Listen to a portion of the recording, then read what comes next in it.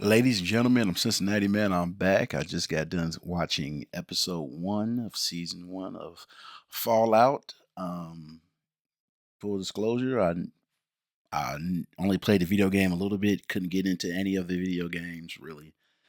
Um, Never watched the trailer. Only saw like little uh, teasers and stuff online, and I would just skip right past it. And I was thinking about some content that I needed to do next or wanted to do or whatever interests me. And this channel was about watching stuff I like, watching stuff that I'm skeptical on, and finding stuff that I have no idea if I will like it or not. It's all about just going out there and seeing what happens, being observant. I can honestly say that I enjoyed the first episode. Um, that opening scene, I'm very huge into. I need a connection. You have to write it where I want to be interested. I mean, it's not one of those things where it's like, oh, it's a guy, automatically I like it. Oh, it's a girl, okay, automatically she got to be. No, is the story, whatever story you're trying to tell, if it's not told where it don't catch me, it's going to be for me personally. Whatever that may be for you, it may be different for me. And that opening scene with Cooper Howard and his daughter, and he's working as like a cowboy. I ain't gonna lie, I got kind of triggered by a cowboy because I got so sick of talking about cowboys and stuff when Cowboy Carter came out. I was like, I can't escape cowboys. I can't escape cowboys. You see that review with me and my sister on my channel of that album. Um, but back to it, and they showed him with his daughter, and these guys were making fun of him, like, "Oh, he got a divorce. That's why he has to work here, and he has to do these things." Like he was famous for something. And long story short, boom, explosion happened. They were running away from it. You don't know what happened to him and his daughter, and that's this. The setup between them was excellent. All I kept on thinking was, please don't kill his daughter. I do not want to see his daughter die on screen. And she was like, what, 7, 8, maybe. I don't know. I don't got kids. It's kind of tough to gauge ages of kids, But I'm gonna say 7, 8. And the scene where that father that was making fun of him was beat up his own best friend, so he couldn't get into the fallout shelter. And that's the interesting thing about the setting in the beginning of it. I couldn't tell if it's a futuristic 1960s or 50s, 60s, or because they had a robot in there randomly, and I was like, is that for show, or that robot really does do anything? But anyway, an explosion happens, and I was shocked when it said 219 years into the future. I was like, what? I'm like, oh my goodness. I did not know it was going to go that far. I was really, really, really surprised. And you see Lucy, and she's living in this fallout shelter, this chamber. I forgot the name. I forgot the number of it. Is it 33 or 31? I can't remember. But and she wants to get a better position at work and the social status and everything, and she goes over what she does and how she learns and what her father does for a living, and she's getting this panel, and she's talking about, oh, I'm fertile and all this stuff. I'm like, yo, wait, what?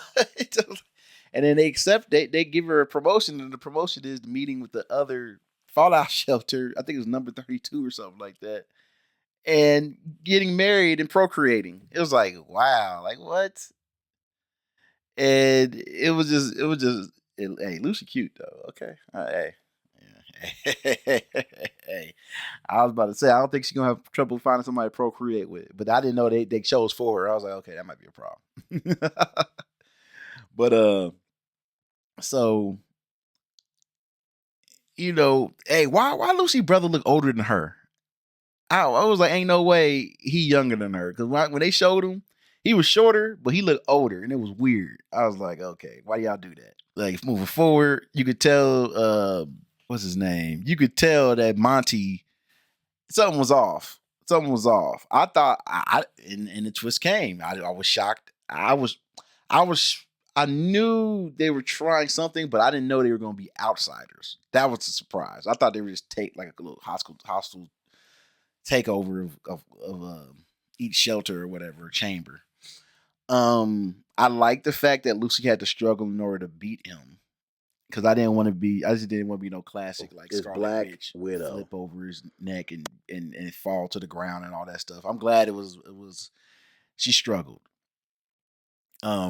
Contrary to popular belief, there were girl bosses. We didn't call them that. We call them heroes, super heroines in the 80s, 90s, and the early 2000s. They've always been around. It didn't start happening with Jennifer Lawrence and Scarlett Johansson and Miss Marvel or Captain Marvel. No, we've had it around. If you tell it well, your audience that way I watch action movies, which are males. We all here for it. We're here for it. And she defended herself and the thing.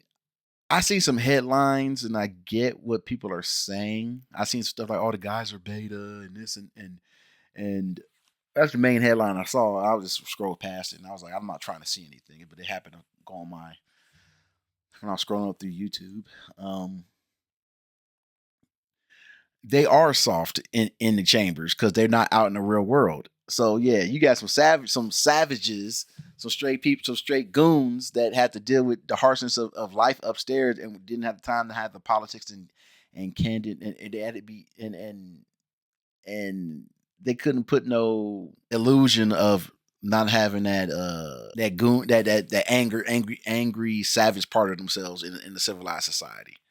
So you're gonna get the contrast, and yeah, they were not prepared, and they got slaughtered. Okay, I'm gonna go to my gripes at the end. Maximus, hey, why they stop? They stomped and they was stomping Maximus out, and I still don't know why he was getting stomped out. Did I miss something? I only watched it once, and Dane came up and was like, "Hey man, you all right?" And Dane got chosen to be the squire of the mech warrior knights or whatever you want to call them things. And okay. The brotherhood that has everybody in it. I don't know why they call it the brotherhood. I mean, but whatever. Because they got kids walking around. They got all kind of people walking around. It's called a brotherhood, but I don't get it. Y'all are as bad as picking recruits as One Piece is with the Marines. I only seen One Piece live action, but y'all match each other because y'all don't know how to pick anybody. I ain't believing none of these people could be knights and squires and all this like squire. Yeah, okay. I guess squires are supposed to be wimps. That's how they always portray it when they have squires and stuff. But these people couldn't bust a grape in a fruit fight. Like for real. Come on. Like what are we doing? I said food fight. I messed that all up. I'm keeping it in. Whatever. But I was laughing. I was like, yeah, they better go treasure hunt like they doing for prizes and stuff. Cause they can't throw hands at anybody but themselves apparently. Cause they kept whooping Maximus' ass. And I hope throughout the end of this series, Maximus man up. I'm tired. I want to get revenge. I'm like, so first of all, put some bass in your voice, man. Get man up. Second of all, did Dane do that to themselves? I don't know what happened. I don't know what's happening. Cause the injury that happened to Dane, I'm like, yo, did you do that? Or did he do that to you? And it was weird. It was like, yeah, anybody could have almost cut my leg off. It was like, what'd you tell him? I told him you wouldn't do it. I couldn't tell if they were lying to each other or Maximus was lying to Dane or Dane was lying to Maximus or that was weird. The ghoul, when you find out at the end that Cooper Howard is the goon, and I mean, I don't know if it's not I don't know if that's a spoiler or not. Unfortunately, yeah, I did see. Oh, Walter Goggins is this guy, so it makes me wonder if I would have noticed if I didn't see it in headlines. And honestly, even with all that makeup on, Walter Goggins, you know who Walter Goggins is. My favorite Walter Goggins is when he was in The Shield, where he was the evil racist cop. Thought he did an amazing job. When he said when he talking about people doing it for money, he's like, I do it for the love of the game. I was like, that was cool. I really like that. I'm interested to see where this goes. One of my gripes is, as we become a better society, and we're trying not to be as misogynistic and stuff like that. There's this weird thing now where instead of showing nipples and breasts all the time, they want to just keep on putting ass shots and everything. I don't know what they're. I don't know what y'all obsession filmmakers with constantly showing a man's ass to make up for the revenge of the 80s and 90s, early 2000s of showing women's breasts. But I ain't here for it. I got one of my other friends. He's here for it. One of my other friends who remain nameless. He can comment if he want to in these videos. He's all for the man butt. I'm not. I'm tired of it. We saw Monty's butt 4 times. I counted. Lucy never got undressed. And I was like, we saw her in a bra once. I'm like, man, come on, man. Like, come on, man. I saw it in Thor: Love and Thunder. I was mad when I saw it in there. Anyway, and another gripe would be when Lucy's father chose to say to his daughter basically instead of the whole crew. The crew should be a little bit more angry after that. They're kind of just like, well, we glad those pirates and stuff left. Woo, anyway, let's get back to life. It was like, that there should be a little bit more anger towards her father about that. But then again, they just happy to be alive, so I guess that's fine. And the third one, Maximus crew.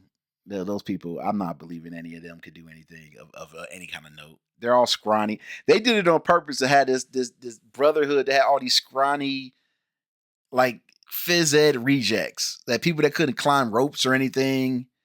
99% of them. It was just weird. But overall, I'm looking forward to seeing Lucy's adventure.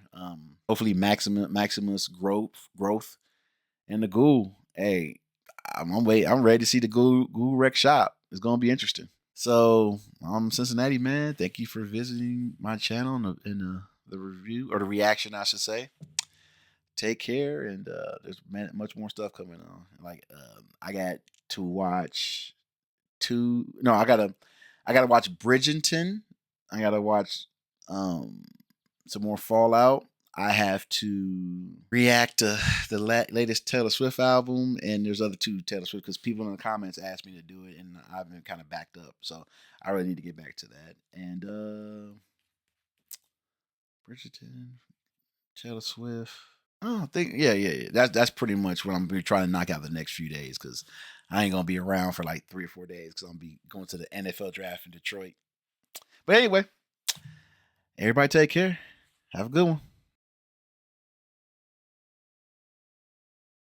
Ladies and gentlemen, I'm Cincinnati Man. I'm back with episode 2 of season 1 of Fallout called The Target. My initial thoughts about this, my reaction to this episode is I don't like it as much as the first episode. People are really handling, for it to be as dangerous as the world as it is, people are really handling Lucy with kid gloves. It's all this, hey, you really should go home. You really shouldn't be here. Like the scientist said, the world's going to change you. You're going to have to get out of here. Next person, the lady at the pawn shop. Hey, you're an idiot. You don't know what you're talking about. You're a little idealism. Gave her the middle finger, and then she's like, "No, I'm not gonna go." And then it's just like more worse stuff, bad stuff should have happened to her. One of my friends kind of commented on that. He said that James was like, it makes no sense that she shouldn't last 5 minutes. Like the way as treacherous as everything seems, and I get it. The opening with the scientist was beautiful. Like what was interesting is you can tell a lot of story without actually verbalizing it. You just saw actions. You saw actions more than words, and I really like the opening scene of setting up what was going to happen in the episode. The scientist with the dog, he had a favorite dog, so he kept it even though it was underweight. The dog grew up. I don't know. It's been a couple of years now. I don't think they even said.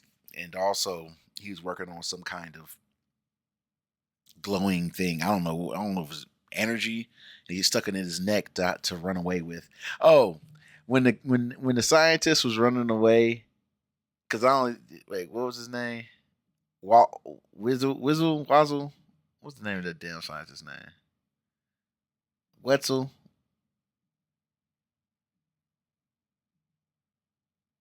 Wilzik, whatever.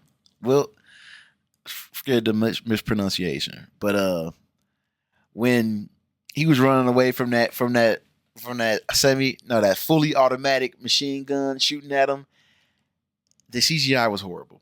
He got shot all the way up. And they put the CGI, the bullets wrong. So you could clearly see that he got shot and everything's fine. And he's kind of like, and I'm like, him and the dog would have been dead. Um, I was mad. Tell me this: why wouldn't he tell Lucy that he's like, cut my neck, cut my head off, and take it with you because I'm dying. I'm about to die. I know. And he said her name and everything, and then he died. And it was like, wait a minute, how you know she ain't gonna cut the wrong part of your head and then damage whatever's in your neck? Because I don't. He should have just told her everything right then and there. It was you didn't have enough time. You know, I think this episode felt a bit rushed. I think that Maximus and Julie should have met.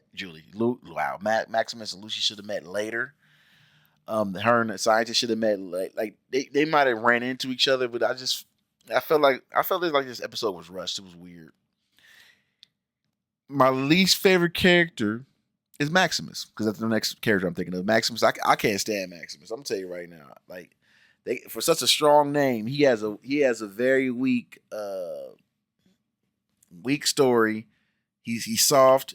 I don't give a damn about his character arc. There ain't no part of me being like, I can't wait till he gets better. No, I don't care. I'm tired of this. It's like, man, when at first I was so mad, I was like, Maximus ain't shit. If you don't shoot that lion bear thing, that grizzly bear times two, if you don't kill that motherfucker, and then he wouldn't do. I was mad, and then when they revealed that it was Michael Rappaport in a mech suit, I was like, okay, there was no part of. And hey, I'm sorry, y'all should have used a different actor that could have been a little more compelling. Y'all made it where nobody gave a damn that he was Knight Titus, and because Michael Rappaport reported it up, he just acted like a jerk, and then you're like, yeah, this person should die, and you didn't care. You just like whatever. That don't make me like that don't make me like Maximus anymore. And Maximus never been in that suit. How you gonna use a suit? I'll say this though: the way they showing the suit and stuff, pretty cool. The CGI and stuff for the suit, excellent. The ghoul is ghouling it up. I think that the only thing I have a problem with was bullshit. How he healed the dog and the dog jumped up like, "Yay, now we're friends." Excuse me, he didn't slice that dog's throat, stabbed him, and he heals the dog, and now the dog cool with him. Man, that dog would have bit the shit out of him. Get out of here. Another tidbit: when Maximus learned he had flamethrower powers, I ain't gonna lie. When he did it and he's right next to the chicken coop, I thought he was gonna fry some chicken. Did anybody else think that? And the black thing, it's a food thing. I'm fat. I saw the chicken. He started frying up. I was like, yo, man, let's put some little seasoning on it, man. But anyway, so I think overall this episode was solid, but I didn't like it more than the first episode. So we'll see what happens in the third one. I'm Cincinnati Man. Have a good one. Ladies and gentlemen, I'm back. I'm Cincinnati Man. I'm here to talk about season 1, episode 3 of Amazon's Fallout. The name of the episode is called The Head. Let's get into it. The Ghoul. The Ghoul is still ghouling. Still like him the best, like most people. I love the backstory, more about him being an old time movie star and he didn't want to become R rated or extreme PG-13 like it was back in the day and murder the bad guy. He just wanted to take him away, but they were against it. His wife, he talks to his wife later and convinces him to endorse the Vault, fallout shelters and radiation gear. Even though he asked, does this stuff really work? And she kind of looked like, and the business people said, of course it does. And he put his thumb up. I'm not sure about the all connected thing about showing that he put his thumb up. I, I didn't need it. Didn't need it. It's kind of it's it's like okay, like but I don't know that twinkle, that not a twinkle, the look in his wife's eye when he asked that question. It made me feel like she's like, look, we broke, we need money. It don't matter if it doesn't matter if it works or not. And that was concerning because that means she's not a good person. Um, and you know, there's not much to say about him. He smacked the shit out of Lucy with a sawed off shotgun, which made me be like, you my homie, man. I know you gonna be a piece of shit, but dude, like I don't know if I'm feeling this. I don't know. Normally, like Lucy was a bad person, I wouldn't have cared, but she's just a gullible fool. Speaking of Lucy, um, Lucy got the head, um, as in cut off the scientist's head to carry it with her, and she had it in that sack. And I come up thinking that motherfucker gonna stink. I don't understand how they do this thing where it's like, yeah, I'm just walking around with this head. She should have been coughing like, ugh, this is disgusting. Now she's just walking around with a head. Um, I don't like the fact that the scientist didn't tell her where to cut on his neck, and she could have destroyed the machine, or not the machine, whatever she's carrying, the device. Um, that didn't make no sense to me at all. Also, could somebody explain to me how she above? They said in the first episode that the levels, maybe the first episode, that the levels were just now coming down of radiation, just slowly. It's almost time. Now she's out there, and you can see her meter going off and everything. And people gonna say, "Oh, that showed the radioactive creatures." Nah, but the radioactive creatures are in the radioactive land. She might turn soon. I'm not like, if they don't have a concern like that. I don't know. I don't, especially if somebody who's freshly out on the land, doesn't really make sense to me. When she got smacked in the face by the shotgun, she definitely should have a mark on her face. She got like one on her lip, but not on her face. I don't get it.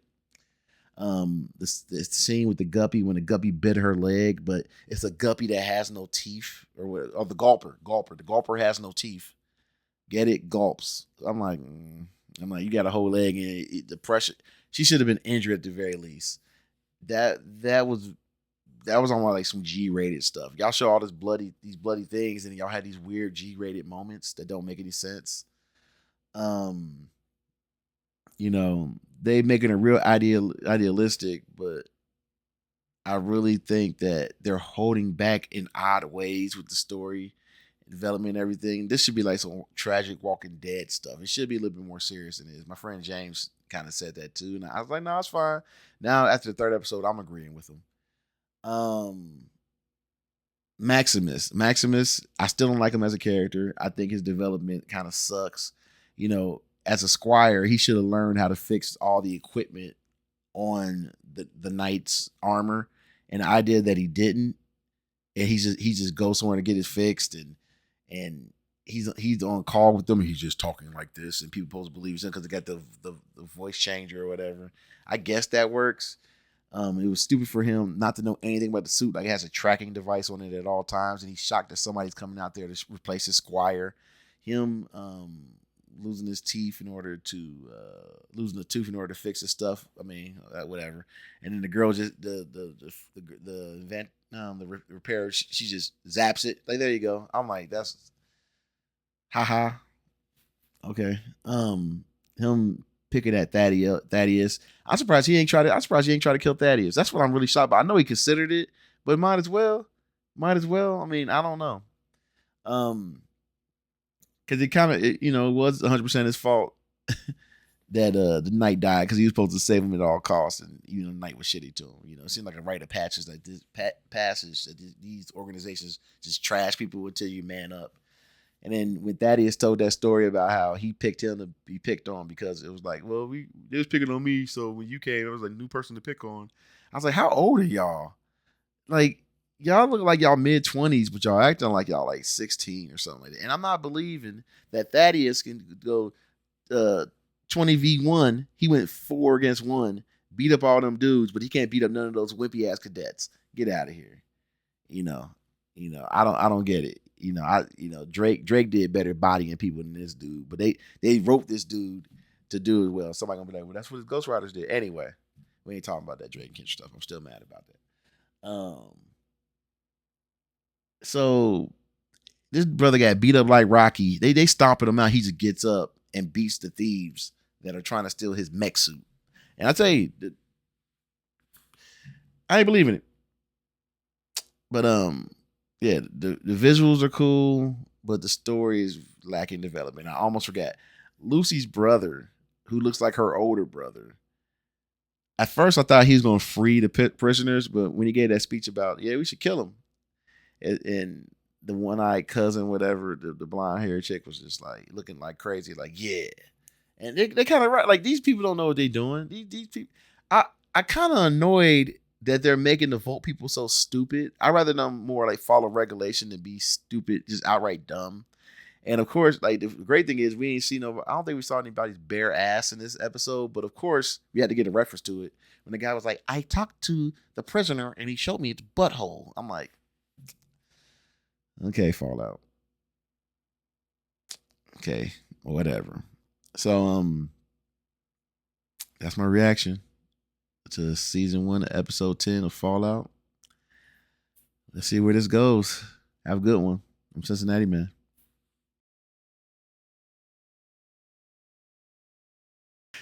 Ladies and gentlemen, I'm Cincinnati Man. I'm back. Let's get into it with Fallout season 1, episode 4, called The Ghouls. It's funny. The previous reaction, I said that it's G-rated at times. These episodes, and then they immediately get to the ghoul and Lucy getting into it, and Lucy biting off the ghoul's finger, and then he cutting off her finger, and it was like, oh. It's funny. Be careful what you ask for, because when you get it, you might not like it, you know.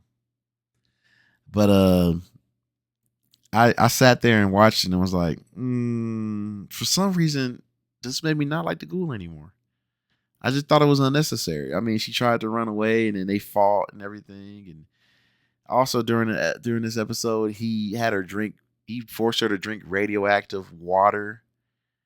And he's like, yeah, you're going to be like me soon, and you'll understand how the world works. And it's like, it only works that way because you're making it work that way, dude. Like, I don't know. Yeah, so now I used to be Team Ghoul. Now I'm just like, you bastard. When he dropped her off at the body depot, and Lucy looked at him like, you're leaving me here? He's like, you're better in there. He's just saying stuff. He had no reason to say that. I don't even know why he said that. And when Lucy was in there and she's getting taken care of by some robot, and the robot gives her a new finger, which was like, what was the point of the finger? What's the point of cutting the finger off if she got it right back? And also, the ghoul should have gave them the finger to put it on if that's the case. Maybe he didn't know. And the robot's being all nice, listening to her issues and everything. And she's like, could you stop that, man? He's like, oh, I'm just going to harvest your organs. You good? That was kind of, that was like shocking. That was cool. But when you find out it's run by like two hillbillies, I'm like, what is the Fallout world about? Because we're talking about in the TV show. I'm not worried about the video game. Because it's like, you either get these dumb vault dwellers, or you got the people that walk above land, and they're like red, like they make them out like redneck meth head, like hick type people. It's weird. It's just weird. There's no like just regular competent people, which I guess that's the point when you have a Fallout. Lucy got more lives than a cat, black cat, any cat, because she's about to die. Her organs about to get harvested. And she just kicks the robot to the left a little bit, cuts her chain, and then she electrocutes the robot and just out of it. It's like, that was too quick. They could have did like a 2-parter on that. I would like to see more of what was going on. And then she quickly makes like a gun that shoots out poison, and then she makes the hillbillies release the ghouls. And these ghouls are on their way to losing their mind. And then she was like, release the other ones too. And the other ones she released were like zombies. There was like 3 of them. And every time Lucy was talking, she kept turning her back, like, "Yeah, we're gonna do this." And I just kept on thinking to myself, like, you turn your back on people that got guns. They could have shot her like 10 times. It was weird. And that scene where she killed that ghoul that kept on saying her name was Martha, I don't she ain't act like her mom at all. Why you having this flashback? I don't get it. Your mom was Rose. It wasn't Martha. Wait, Martha? Did y'all do a Batman vs Superman reference in here? Excuse me. Sorry. For my review on Batman vs Superman, please check it out. I did it with Bad Habits. Just type in I Am Cincinnati Man, Batman vs Superman. Anyway, back to it. Shout out Bad Habits. What happened? Excuse me. You know, the Lucy and Ghoul interaction at the end, especially when she gave him the vials and she's like, "You want me to be like you? I'll never be like you. Golden rule, bitch," or something like that. It was like you helped out a man that has tried to cut your finger off, tried to kill you a few times. At the very least, you should just left him there. I don't know. I don't find no thing where it's like, yeah, I'm gonna treat you better. I don't know. Maybe my years of living this earth have made me realize just leave people alone.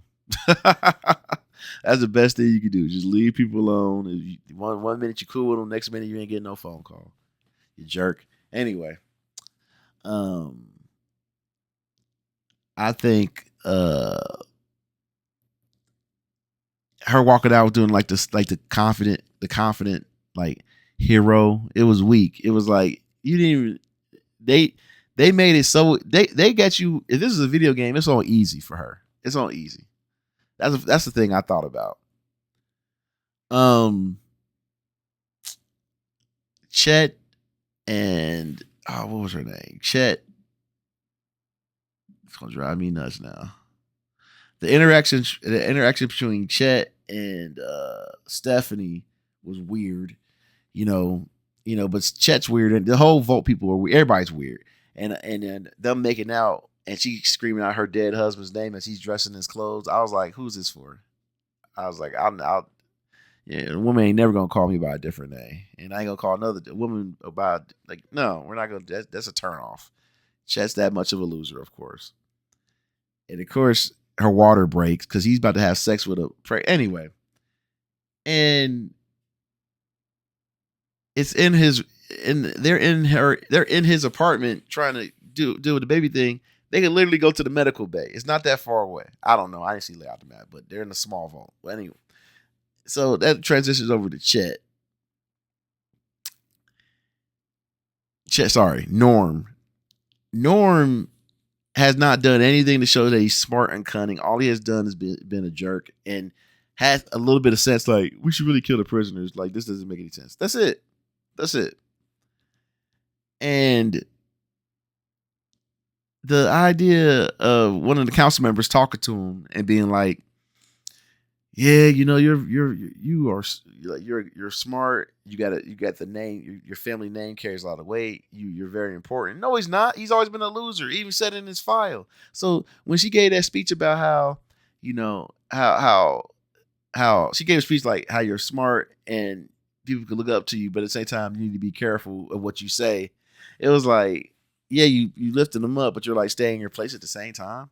And part of that speech where the part with the interaction where he was like, "Yeah, I ran away. I was scared," and she was like, "Yep." Most people would have peed. A kid would have peed on the wall. Like, what are you talking about? Most people would have ran away and been scared of those. If those people from above came down. I mean, he didn't do anything out the thing to show that he was not more than a wimp. So. Oh, this is from the previous episode, but I forgot to mention it because it's connected to here. When he was trying to find access files, you were a low tier level person in the vault. Of course, you're gonna be able to get into files. Not everybody can get into files, but you can go to the next vault over and get the files. At 30, I think vote 31 to get the files. Get out of here. That don't even make any sense. Also, hey, you want to do something else to make it? You want to do something to help your people? Didn't y'all need some water regulator or air regulator or something like that? It was air or water. I think it was air. Why don't you take it from another vote? You want to check that out too? Nope. But I'm Cincinnati, man. Take care. Ladies and gentlemen, I'm Cincinnati, man. I am back. I'm watching just got done watching episode 5, season 1 of Fallout.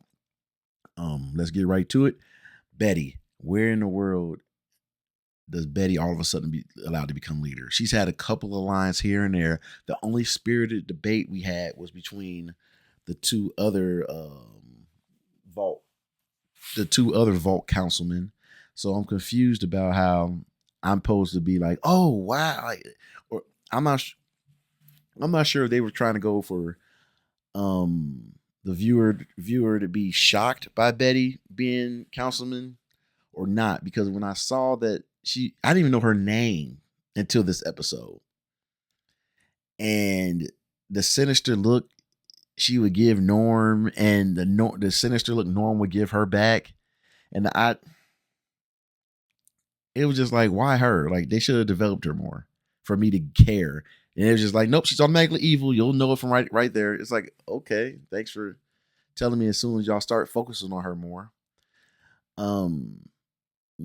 Norm and Chet should have told more people to try to find allies, but everything about this show, they're fast tracking everything.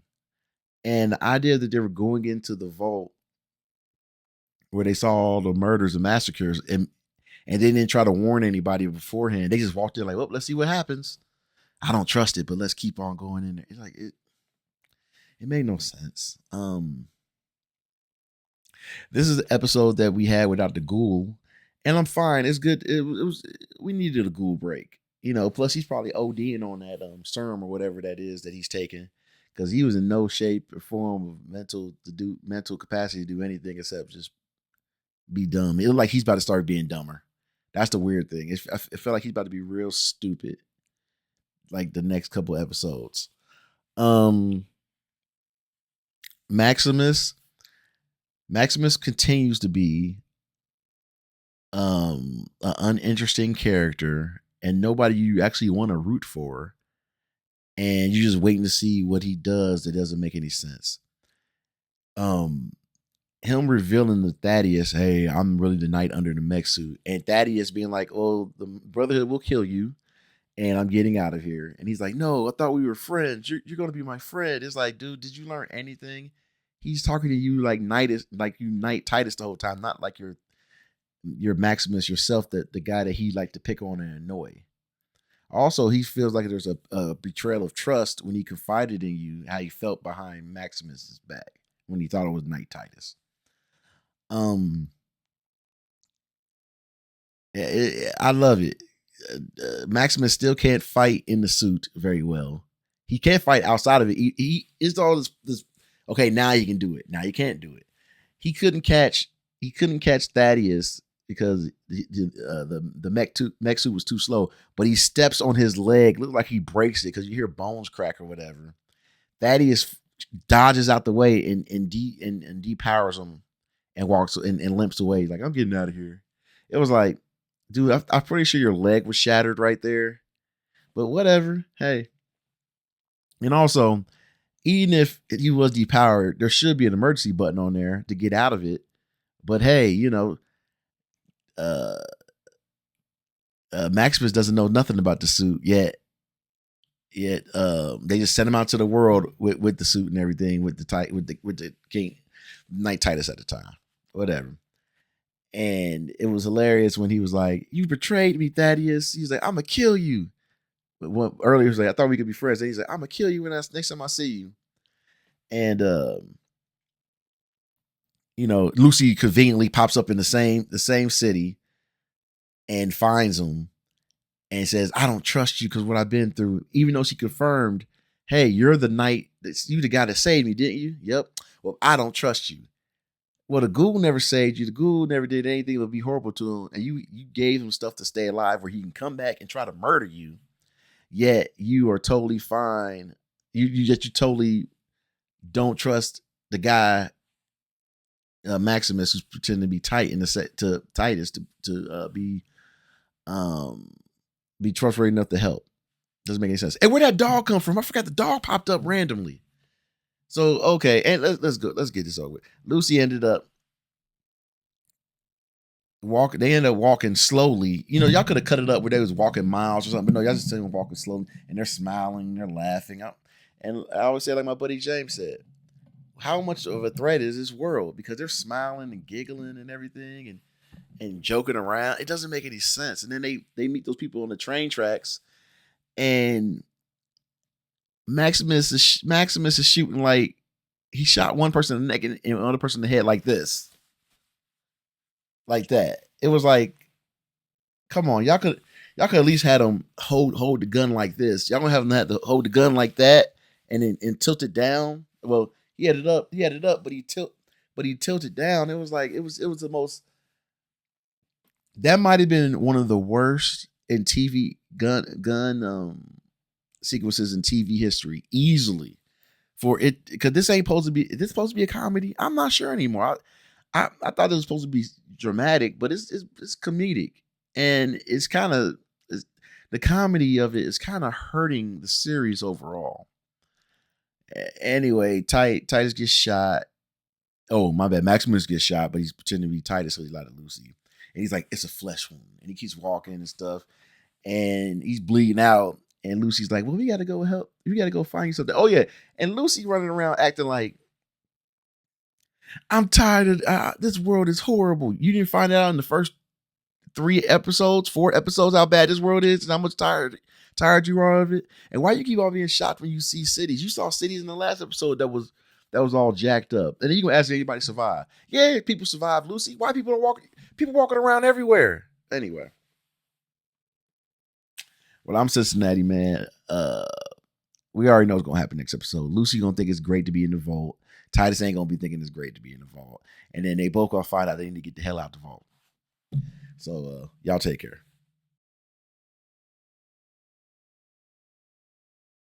Ladies and gentlemen, I'm Cincinnati Man. I'm back. I'm here to talk about season 1, episode 6 of Fallout, titled "The Trap." What's interesting is, why would you call this The Trap, but the other one The Past, and spend almost half this hour-long episode showing the ghoul's past? You should have just did it in the past episode. Dun-dun-dun. The ghoul story is interesting.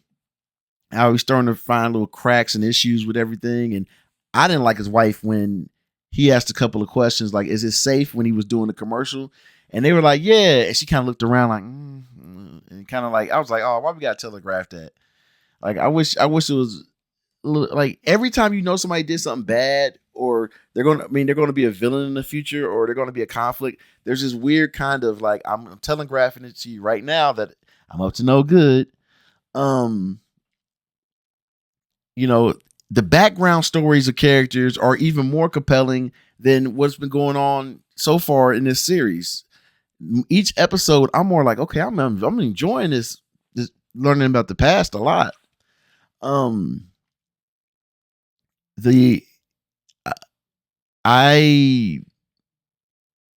think that the part where they show the ghoul in the present day, and of course he killed a whole bunch of people. Of course, what doesn't make any sense is he admits to killing. He don't care. He's like, yeah, I killed everybody. He's like, you didn't. Why even?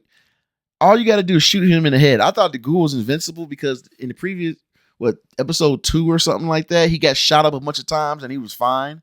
As long as you don't shoot him in the head, you think you'd be kind of concerned about getting, because you see all these other ghouls get shot and they die like as soon as they get shot in the head. But antagonizing the cop to the point. The sheriff to the point where they have to take the sheriff's gun away, and then they're like, yeah, take him away without no guns. That's stupid. They thought they were setting up some cool ghoul scene. No, it was like, why would you have one cop? Both cops had guns. One cop gets so upset they take the gun away from that cop, and the other one has his gun with him. You're at a disadvantage. And then they get shot up, and then he sees that poster of I forgot her name, the cult leader. or the revolt the revolt leader. Get it? Revolt leader. We'll call her the revolt leader. And he's like, I know her from 200 years ago. It was like, wait a minute, how many people? Is she a ghoul with a mask on? What is she? Like, are we doing this?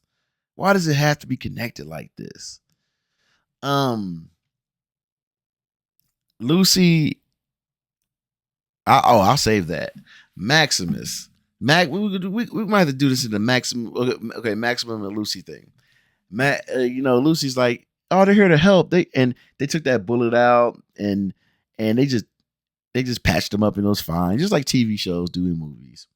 I remember Black Widow got shot in Avengers, and they kind of just was like they rushed in and healed her, but they didn't put. She wouldn't be able to move that arm when she was helping them. But anyway, they patch him up, and he's just sitting there like, yep, just putting pressure on it, like just talking to Lucy, and Lucy looking at him like, you want to have sex? I'm Maximus. Oh, he's called.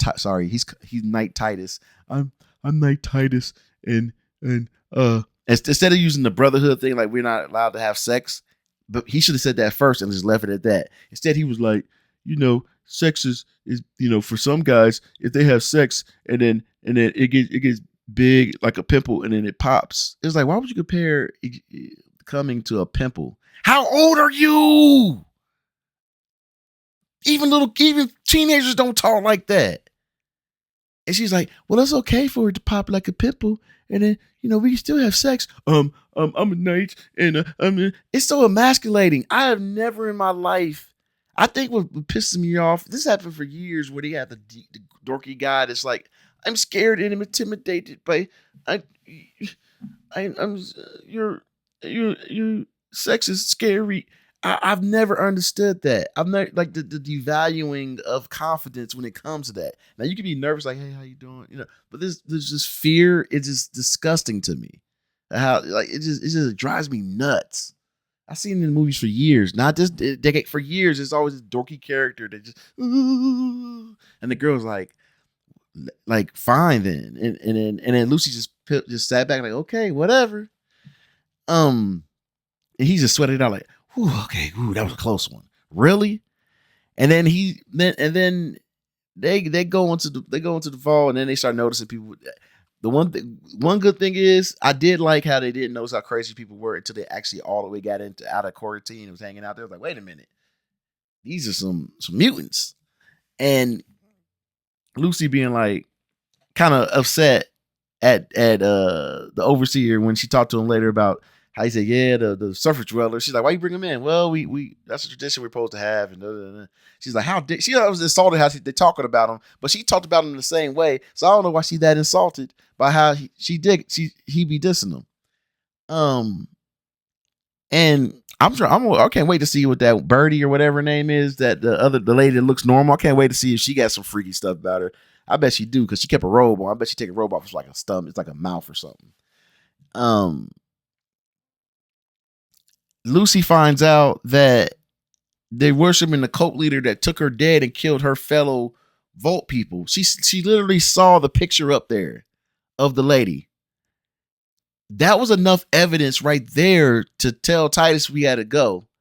But instead, she's like, I'm going to find you even more evidence. You don't need it.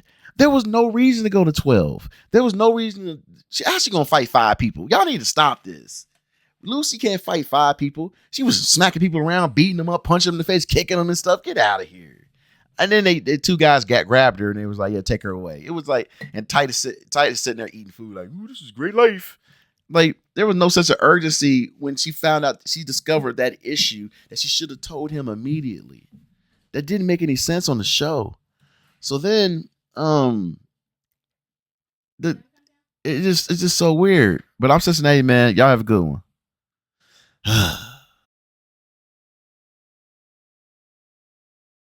Ladies and gentlemen, I'm back with Fallout Season 1, Episode 7, titled The Radio. Let's get into it. The Ghoul. I used to be a huge fan of the Ghoul. We're seeing more of his background. I'm liking what I'm seeing when it comes to the background, but unfortunately, I'm falling out of love with the character.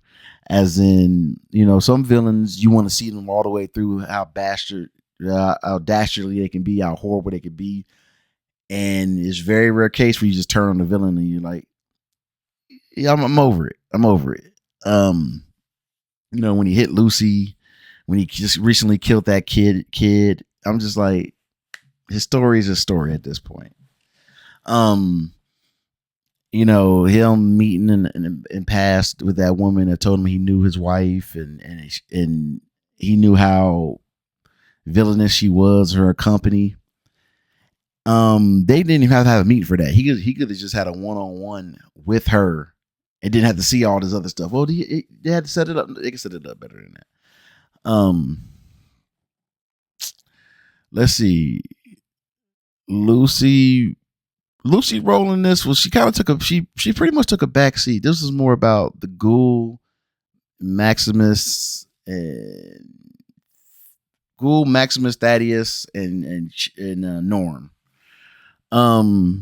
Vote for, they're idiots. They're even they are stupider or as stupid as the other vote people, even though they're the rescued versions of the mutations and stuff that was going on. Lucy was nice to them, even though they literally have a cult in there that worships the woman that took away her dead, and she never questioned anybody in there about that woman. So how does that make any sense? Do I need to go back and watch?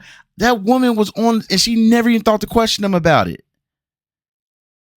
So anyway, they had that weird moment in the vault when they was about to leave, and they looking at each other. They like this close, and then they don't kiss. They just walk away like, "Yep, let's go on an adventure." Maximus, he told her she lied, and she was like, "That's cool. I burned some innocent man's face, so it's whatever." I was like, "Well, that was anticlimactic." If they would have built it up, it could have been him crying a little bit, being sad. He could have shed masculine tears, but since it's Maximus, he would have been anyway with his goofy look on his face when he always like this. This is him the whole time. I don't know. So Maximus, they really just having him there. He's just there. He let me guess, episode 8 he gonna do some gangster stuff, because he's like, I'm gonna stay and I'm gonna go back with the Brotherhood, even though he has a random head. It doesn't have what they're looking for in it, so they should kill him or court-martial him, because he's supposed to be dead anyway. Also, let me understand this. Thaddeus gets there, talks to the radio guy, tells him, hey, there's like all these booby traps and everything.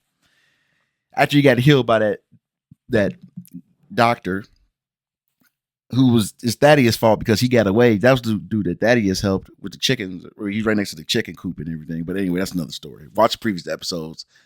I think it was episode 3. You'll hear about the chicken thing. I had a comment. But anyway, they show one booby trap, even though Thaddeus said, all these booby traps. I'm assuming it's gonna show up in episode 8 because Maximus just walks through it with the head, the decoy head. Also, they should just killed off Thaddeus. Now we're gonna see him turn into a ghoul and everything. I don't care. He shouldn't even been able to walk on that leg. I had almost, I don't know, it was a 3rd-degree sprain in my ankle or whatever. My ankle felt like it was broken. His ankle and his foot was actually broken. He's just walking. I'm talking about compound fracture, bone sticking out. He's just walking on it for miles. Get out of here.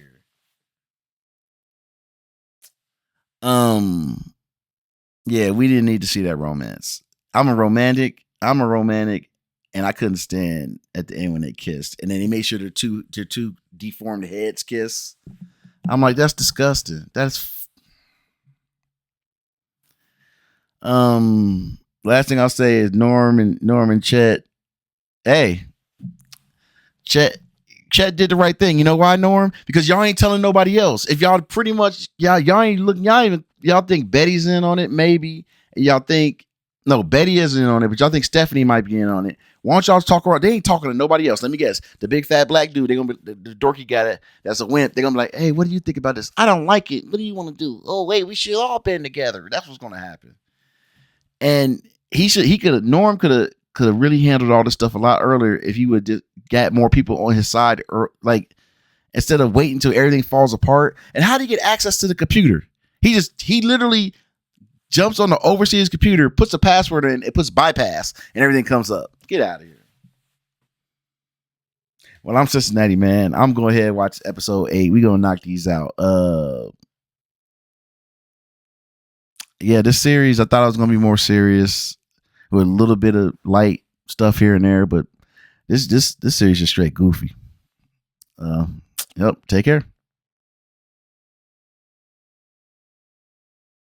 I'm Cincinnati, man. I'm back.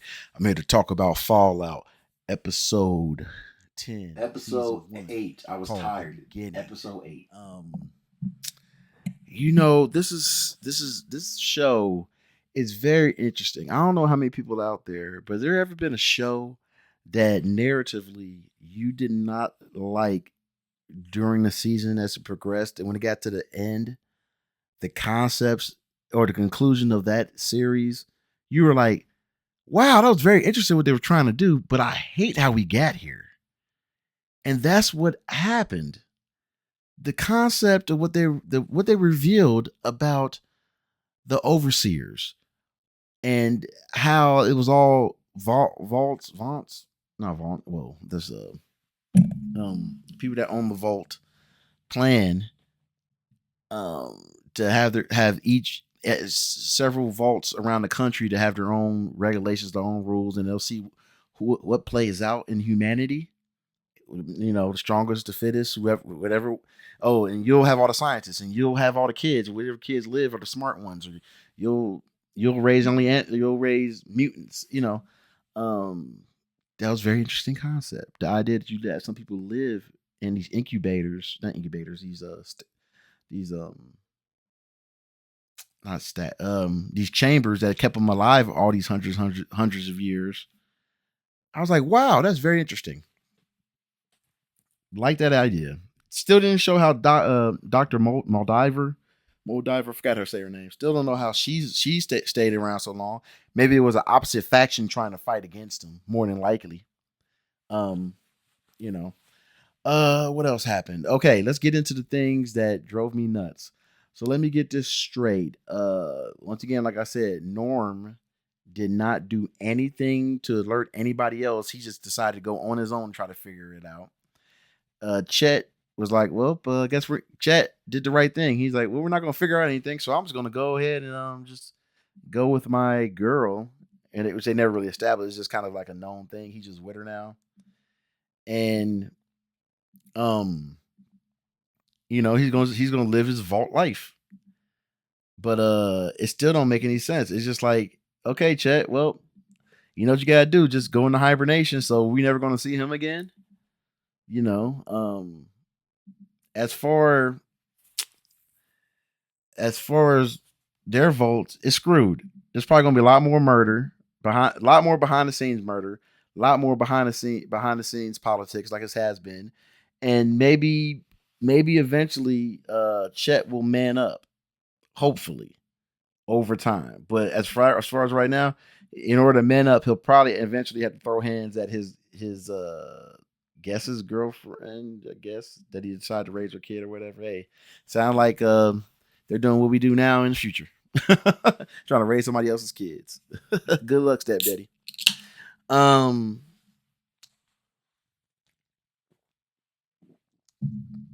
the ghoul's background. It's interesting how it should be heartbreaking, but he's such a disgusting character now. I really don't care about his heartbreaking loss. I kind of want him dead. Um, you know, his wife was evil. Apparently, his wife and his daughter might still be alive somewhere across America. So that could be interesting. Um, I don't like how it's all connected. Like, oh, he knows the father, he knows the vault, he knows this. It's just all a little bit too convenient, you know. Um, now Maximus. No, I'm saving for last. Lucy's whole world was coming crumbling down, and I suspected it. I should have talked about it earlier. I don't think I did. I suspected that this was going to happen. That the father was going to be evil and every because they telegraphed it like you don't know what your father did and all that stuff. Okay. So I'm not sure. I think that I don't know what to make of this because it's like, so is Lucy going? Let me guess. In season 2, Lucy's going not going to give a damn about the world. She's going to give a damn about secret revenge on her father, but not necessarily anything else. What about her brother? What about her cousin? Is she going to go liberate them? Who knows? Lucy learned a lot over the season. Like, oh, people are already gone up top already and celebrated, and then it got blown up again. Um, yeah, I don't see Lucy as stronger of a person as she was back then. I think she should be more hopeless, if anything, even weaker. Because now, if you don't know who to trust or how to navigate, how are you going to survive this world at all? And I don't get how her mom is still around. Her mom, she can't eat. How's that thing? That thing is a cadet. That thing is a burnt crisp of a. That's the most decayed ghoul we've ever seen. Just sitting there. It didn't make any sense. Along fresh apples. When you know ghouls eat flesh. Whatever. How did Moldaver even get that ghoul? And the idea that her father waged war because she didn't want to come back down and blew up a whole city, that was just ridiculous. Now, here we go. Maximus getting a promotion because he lied. But since he was doing the strongest will survive, he took power. They gave him a promotion. He's going to lead the knights. He can't fight. He can't repair any of his own stuff. He has no real strategy. I'm gonna give myself up, but I know I ain't got it on me. So I'm gonna be like, wait a minute. I can lead you to it, which leads you to, yes, it leads you to finding, um, shit. I'm sorry. It leads you to finding Lucy, but you can get Lucy killed too at the same time by bringing a war to where she's at. How does that make sense? And why does he always got to have some scar? He had a scar across the bridge of his nose that finally went away. That were a bad cut. Now you got it right on the side of his face, and of course he gets knocked out. He didn't do anything heroic. He didn't kill anybody. He got blown up in the show. Um, what is it? A projectile landed right next to him. He literally next to him. He just shakes it off and just keeps walking. I'm like, are you serious? That stuff was blown up next to people right and left. Hey, season 2, y'all need to get y'all placement of the CGI bullets and explosions together, because there's been several times where people should have blown up when stuff blew up right in front of them, next to them, when they got beat up so bad they shouldn't even be around. They had no super strength or nothing. They just get up like whatever. And then he got another promote. He got known as a legend for killing somebody he didn't even kill. And don't get me started. Look, Tor, Dane that talks like this. Yeah, I didn't know when Dane saved him from being destroyed by the knighthood or killed. No, he didn't. I lied. I cut myself. I didn't. And then Dane gonna look at oh man, Maximus, and be like, I didn't know they was gonna try to kill you and stuff. Are you serious? Do you know what kind of society you in? Get out of here. I ain't believing that for 1 minute. It's y'all doing that survival of the fittest, acting like y'all don't know that what they gonna do. Get out of here. And then to send Dane out into the field, hopping along, just hopping with a bad leg. Are you serious? That's almost like you sending Dane out to get killed. Get out of here. So yeah, this season is frustrating because elements, the idea. My big thing with a lot of stuff I watch is I had a buddy Fred. He was like, he got mad at me, or I guess he gets annoyed me because how much I didn't like X-Men 97. But he said, you got to suspend disbelief. But guess what? You can do that with anything. Don't question anything you watch. My thing is, the question is, can a story be compelling enough with characters that you're willing to let go of plot holes? Because nothing in this world of people making fiction plot hole proof. It's just not. It's just, can you give me a convincing enough story where I'm willing to let some things go? And in this, I wasn't. It's very annoying. Well, Cincinnati man, thank you for watching. I appreciate anyone who pops in and checks it out. I also appreciate new people stopping by. You got this far, go ahead and like and subscribe, or if you already subscribed, like, share with your friends. I'm here for conversation. I know some people would say, why don't you watch stuff you only like? I'm like, how are you gonna learn anything in life if you just watch everything that you like? What if you watch something that you thought you were gonna like, you didn't like it? Then you got to say that. How about I just watch a little bit of, check out things that interest me here and there, and see where it falls. Next thing I'm gonna watch is Bridgerton. Yeah, you're like, what? Yeah, I'll get to that story later. Well, thank you. Take care, and bye bye.